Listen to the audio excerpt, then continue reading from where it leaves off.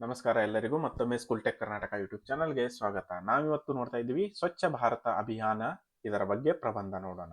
ಆಯ್ತಾ? ಸೊ ಇದು ಪ್ರಬಂಧ ನಂಬರ್ 3ನೇ ಪ್ರಬಂಧ. ಇದು ಪೀಠಿಕೆ.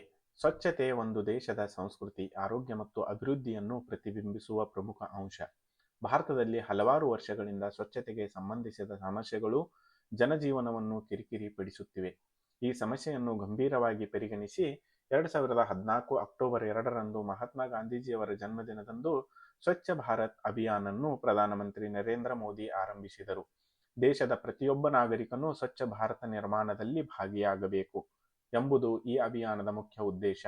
ಇದರಿಂದ ದೇಶದ ಆರೋಗ್ಯ, ಸ್ವಾಭಿಮಾನ ಮತ್ತು ಪರಿಸರ ಸಂರಕ್ಷಣೆಯಲ್ಲಿ ದೊಡ್ಡ ಬದಲಾವಣೆ ಕಾಣಲು ಸಾಧ್ಯವಾಯಿತು. ಅದಾದ್ಮೇಲೆ ಇನ್ನು ಮುಂದೆ ಬರುತ್ತೆ ಅರ್ಥ.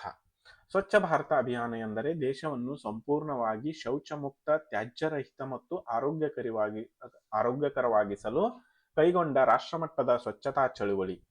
ಸಾರ್ವಜನಿಕ ಸ್ಥಳಗಳು, ರಸ್ತೆ, ಶಾಲೆ, ಕಚೇರಿ, ಗ್ರಾಮ, ನಗರಗಳಲ್ಲಿ ಶುದ್ಧತೆ ಕಾಪಾಡುವುದು ಹಾಗೂ ಜನರಲ್ಲಿ ಸ್ವಚ್ಛತೆಯ ಬಗ್ಗೆ ಜಾಗೃತಿ ಮೂಡಿಸುವುದು ಈ ಅಭಿಯಾನದ ಅರ್ಥ.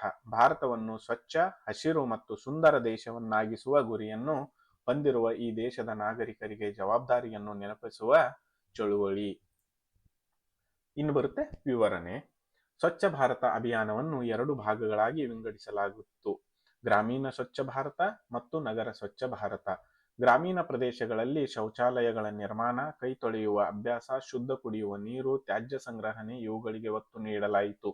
ನಗರ ಪ್ರದೇಶಗಳಲ್ಲಿ ರಸ್ತೆ, ಉದ್ಯಾನ, ಮಾರುಕಟ್ಟೆ ಹಾಗೂ ಸಾರ್ವಜನಿಕ ಸ್ಥಳಗಳನ್ನು ಸ್ವಚ್ಛವಾಗಿಡಲು ಹೊಸ ವ್ಯವಸ್ಥೆಗಳನ್ನು ಜಾರಿಗೆ ತಂದು ಕಸ ಸಂಗ್ರಹಣೆಗೆ ಯಂತ್ರೋಪಕರಣಗಳು ಬಳಸಲಾಯಿತು. ಅನೇಕ ಶಾಲೆಗಳಲ್ಲಿ ವಿದ್ಯಾರ್ಥಿಗಳನ್ನು ಸ್ವಚ್ಛತಾ ಕಾರ್ಯಕ್ರಮಗಳಲ್ಲಿ ಭಾಗಿಯಾಗುವಂತೆ ಪ್ರೇರೇಪಿಸಲಾಯಿತು. ಸಾರ್ವಜನಿಕರಿಗೆ ಪ್ಲಾಸ್ಟಿಕ್ ಬಳಕೆ ಕಡಿಮೆ ಮಾಡುವ ಬಗ್ಗೆ ಜಾಗೃತಿ ಮೂಡಿಸಲಾಯಿತು. ಜನಮನದಲ್ಲಿ ಸ್ವಚ್ಛತೆಯ ಮಹತ್ವವನ್ನು ಬೋಧಿಸುವ ಕೆಲಸ ಈ ಅಭಿಯಾನ ಯಶಸ್ವಿಯಾಗಿದೆ. ಅನುಕೂಲಗಳು. ಸ್ವಚ್ಛ ಭಾರತ ಅಭಿಯಾನವು ದೇಶಕ್ಕೆ ಹಲವು ಒಳ್ಳೆಯ ಬದಲಾವಣೆಗಳನ್ನು ತಂದಿದೆ. ಗ್ರಾಮೀಣ ಪ್ರದೇಶಗಳಲ್ಲಿ ಶೌಚಾಲಯಗಳ ಸಂಖ್ಯೆ ಹೆಚ್ಚಾಗಿ ಮುಕ್ತ ಶೌಚದ ಪ್ರಮಾಣ ಕಡಿಮೆಯಾಗಿದೆ. ಜನರಲ್ಲಿ ಆರೋಗ್ಯ ಮತ್ತು ಸ್ವಚ್ಛತೆಯ ಬಗ್ಗೆ ಜಾಗೃತಿ ಹೆಚ್ಚಿತು. ನಗರಗಳಲ್ಲಿ ಕಸ ಸಂಗ್ರಹಣೆ, ಮರುಬಳಕೆ ಮತ್ತು ತ್ಯಾಜ್ಯ ನಿರ್ವಹಣೆ ಸುಧಾರಿಸಿತು. ರಸ್ತೆ, ಉದ್ಯಾನ ಮತ್ತು ಸಾರ್ವಜನಿಕ ಸ್ಥಳಗಳಲ್ಲಿ ಸ್ವಚ್ಛತೆ ಹೆಚ್ಚಾಗಿ ಪ್ರವಾಸೋದ್ಯಮಕ್ಕೂ ಉತ್ತೇಜನ ನೀಡಿತು. ರೋಗಗಳ ಪ್ರಮಾಣ ಕಡಿಮೆಯಾಗುವುದರಿಂದ ಜನರ ಆರೋಗ್ಯ ಸುಧಾರಿಸಿತು ಮತ್ತು ವೈದ್ಯಕೀಯ ವೆಚ್ಚವೂ ಕಡಿಮೆಯಾಯಿತು. ಅದಾದ್ಮೇಲೆ ಇನ್ನು ಅನಾನುಕೂಲಗಳು.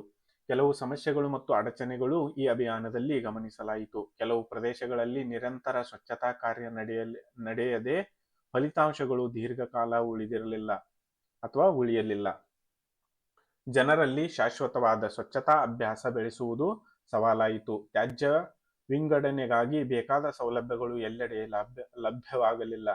ಪ್ಲಾಸ್ಟಿಕ್ ಬಳಕೆಯನ್ನು ಸಂಪೂರ್ಣ ನಿಲ್ಲಿಸುವಲ್ಲಿ ಇನ್ನೂ ಕಷ್ಟಗಳಿವೆ.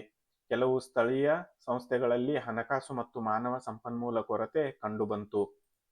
ಇನ್ನು ಉಪಸಂಹಾರ. ಕೊನೆಗೆ ಸ್ವಚ್ಛ ಭಾರತ ಅಭಿಯಾನ ದೇಶವನ್ನು ಆರೋಗ್ಯಕರ, ಸುಂದರ ಮತ್ತು ಅಭಿವೃದ್ಧಿಯ ದಾರಿಯಲ್ಲಿ ಮುನ್ನಡೆಸುವ ಮಹತ್ವದ ಚಳುವಳಿ. ಸರ್ಕಾರದ ಪ್ರಯತ್ನ ಮಾತ್ರ ಸಾಲದು. ಪ್ರತಿಯೊಬ್ಬ ನಾಗರಿಕನಿಗೂ ಸ್ವಚ್ಛತೆ ಸೇವೆ ಎಂಬ ಭಾವನೆಯೊಂದಿಗೆ ಕೆಲಸ ಮಾಡಿದಾಗ ಮಾತ್ರ ಈ ಅಭಿಯಾನದ ಸಂಪೂರ್ಣ ಯಶಸ್ವಿಯಾಗುತ್ತದೆ. ಸ್ವಚ್ಛತೆ ಇದ್ದಾಗ ಆರೋಗ್ಯ, ಪರಿಸರ ಮತ್ತು ಸಮಾಜದ ಗುಣಮಟ್ಟ ಹೆಚ್ಚುತ್ತದೆ. ಹೀಗಾಗಿ ಸ್ವಚ್ಛ ಭಾರತ ಅಭಿಯಾನವು ಭಾರತವನ್ನು ಜಗತ್ತಿನ ಮುಂಚೂಣಿಯ ಶುದ್ಧ ಮತ್ತು ಸುಂದರ ರಾಷ್ಟ್ರವನ್ನಾಗಿಸುವ ಮಹತ್ತರ ಹೆಜ್ಜೆಯಾಗಿದೆ. ಇಲ್ಲಿಗೆ ಸ್ವಚ್ಛ ಭಾರತ ಅಭಿಯಾನದ ಬಗ್ಗೆ ಪ್ರಬಂಧ ಮುಗಿದಿರುತ್ತದೆ. ನೀವು ಇನ್ನೂ ಸ್ಕೂಲ್ ಟೆಕ್ ಕರ್ನಾಟಕ ಯೂಟ್ಯೂಬ್ ಚಾನಲ್ನ ಸಬ್ಸ್ಕ್ರೈಬ್ ಮಾಡ್ಕೊಂಡಿಲ್ಲ ಅಂದರೆ ಖಂಡಿತ ಸಬ್ಸ್ಕ್ರೈಬ್ ಮಾಡಿಕೊಳ್ಳಿ. ಅದೇ ರೀತಿ ಈ ವಿಡಿಯೋ ಇಷ್ಟವಾದಲ್ಲಿ ಲೈಕ್ ಮಾಡಿ, ಕಮೆಂಟ್ ಮಾಡಿ ಹಾಗೂ ತಪ್ಪದೆ ಶೇರ್ ಕೂಡ ಮಾಡಿರಿ.